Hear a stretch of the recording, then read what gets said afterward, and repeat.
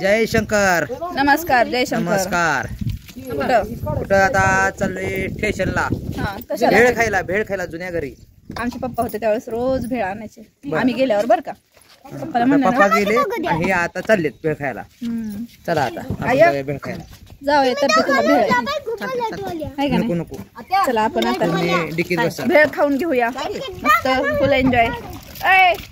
काय सगळं भाई काय सगळं पाठीमागणं हाण का त्याच्या. हा झाला घेतलाय. चला लय दिवसात म्हणजे मला वाटते चांगलं बघ आता 2-3 वर्ष होत असतील आहे ना. 2 वर्ष तरी झाले असेल कम्प्लीट आपण गेलो नाही स्टेशनला. मग किती कधी गेलोय आपण भेळ खायला? वर्षभर झालं.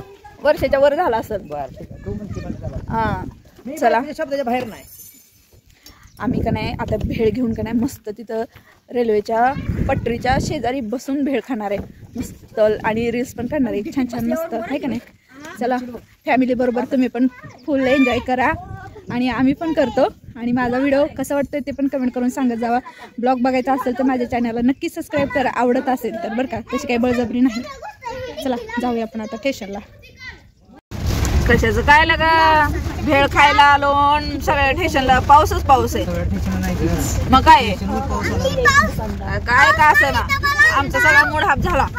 काय करावं आम्हाला जायचं होतं तिकडं रेल्वेच्या पटरीपाशी मस्त मग काय तर लय भारी भेळ खायची होती. तर कशाचं काय आता असं वाटायला लागले भेळ घरी घेऊन जावं लागते काय की.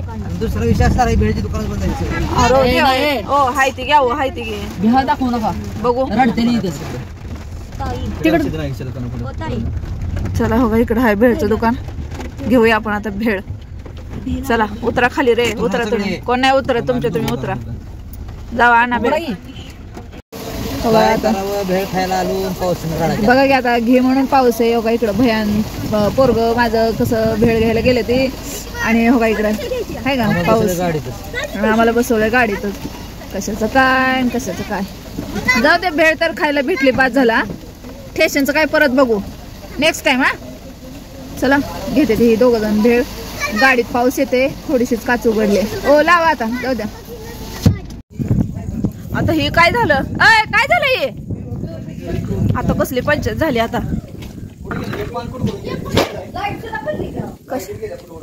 कशाचा आता काय लय अवघड झालं. कसली पंचायत आहे आता. हो का इकडं गेलो कशाला भेळ खायला आणि काय झाला इकडं उद्योग आहे का इकडं काय लय वाटोळ कशाचं लय अवघड झालं.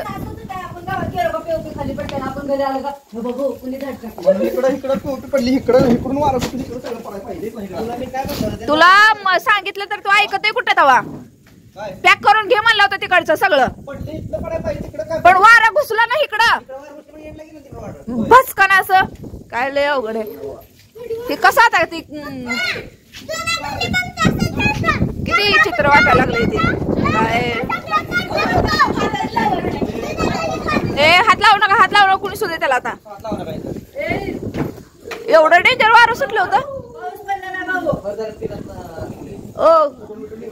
राहू दे हात लावू नका नको पण काय नको. बंद करा चला घरात. त्या घरी बी तसं झालं आहे का नाही.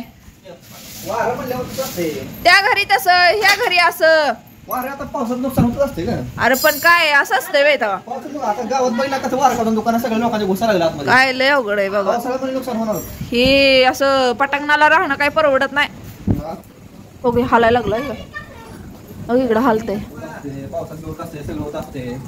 हो इथं हालतंय हो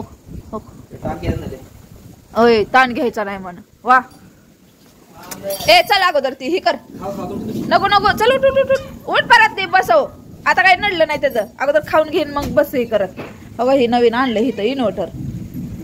चले परत काय लागा ना स्टेशनला भेळ खाणार म्हणे रेल्वेच्या पटरीपाशी बसून.